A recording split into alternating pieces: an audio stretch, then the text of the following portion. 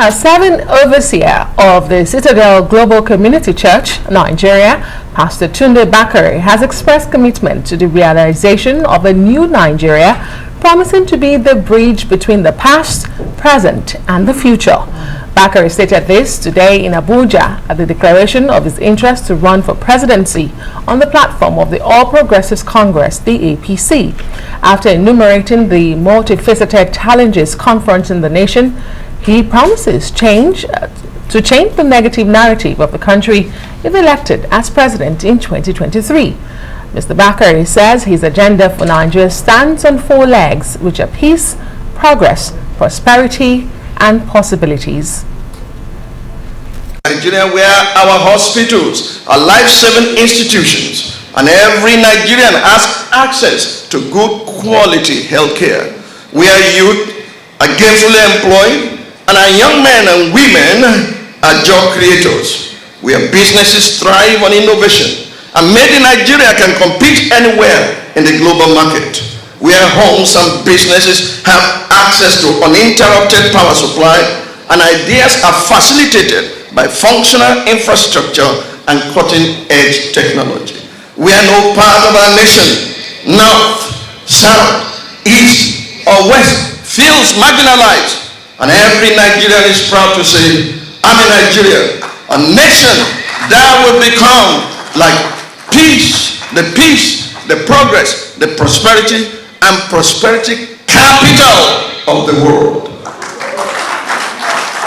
Ladies and gentlemen, this is not a presidential declaration. This is a proclamation of a new dawn.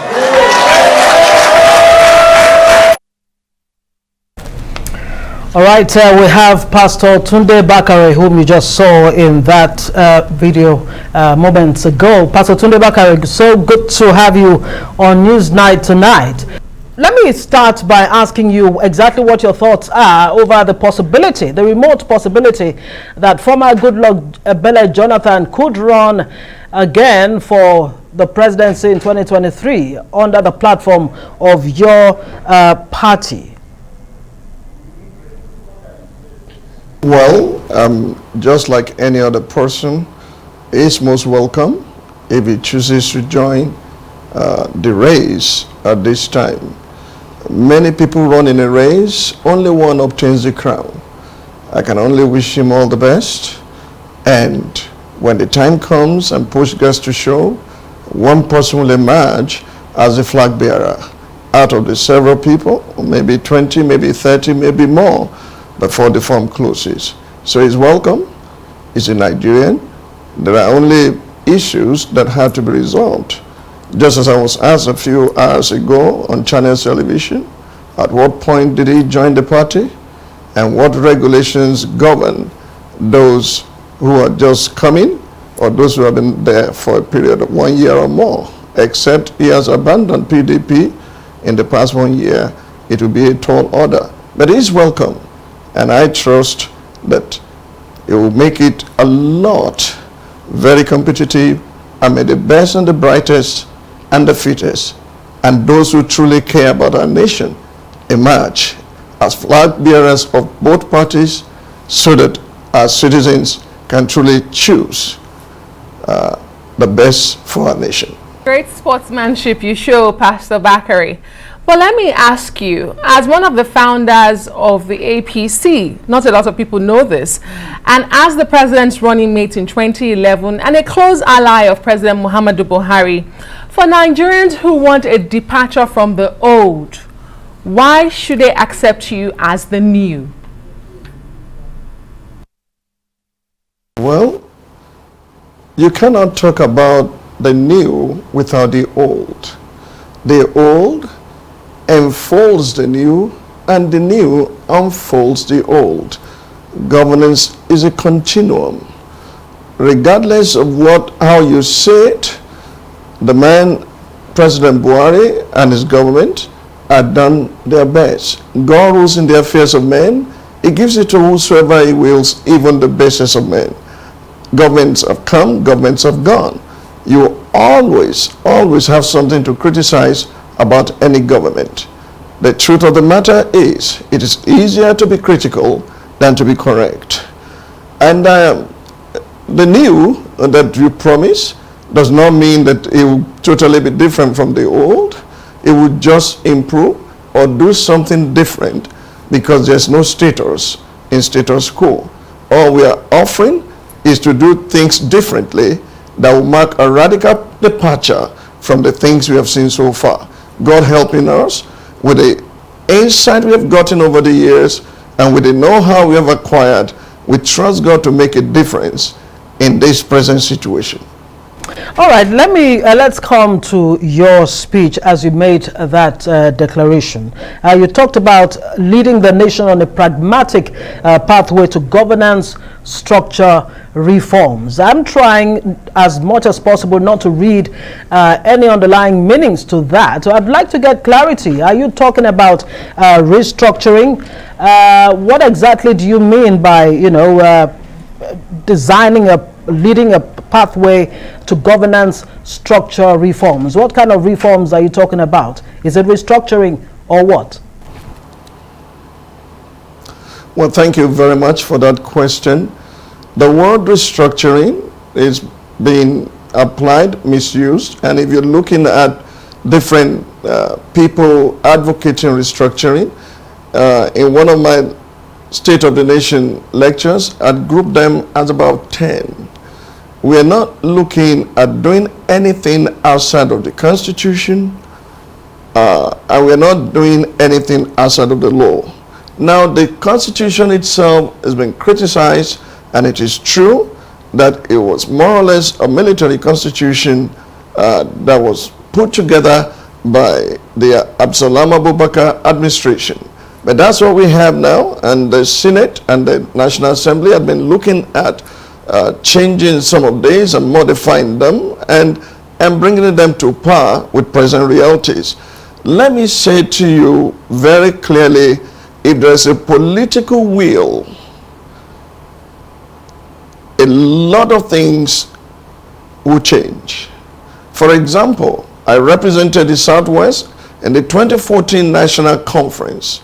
There were so many things within the report of that conference that was within the precincts or the powers of the president of the nation to effect change that do not necessarily warrant going to the National Assembly to change things. When there's a political will, there will be a way. And we are emphasizing geo-economic restructuring. We are bleeding from many parts, if not all parts in this nation. Subsidies killing our country and killing our economy. There's dwindling returns in our revenue. We are faced with dwindling revenue. We are faced with using even the dwindling revenue to pay debts or interest on our debts.